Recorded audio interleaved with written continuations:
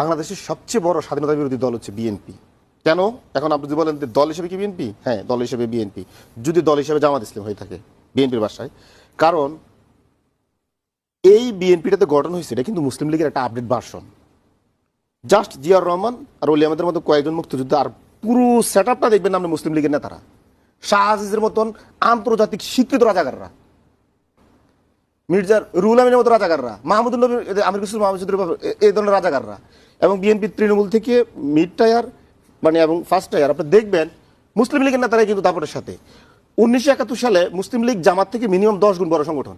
কিন্তু মুসলিম লীগের এই নেতারা তো বিএনপি প্রতিষ্ঠা করেন। এখন দলের মধ্যে একজন প্রতিষ্ঠা করেছেন যে আমি যেটা বলি, দলের মধ্যে জিয়াউর রহমানকে এনে সব মুসলিম লীগের সেটআপ রেখে দিলেই কি এটা বিএনপি হয়ে যাবে? আরো একটা ঐতিহাসিক দায় আছে বিএনপির, এটা দিলাম রাজাকারের বর্ণনাটা।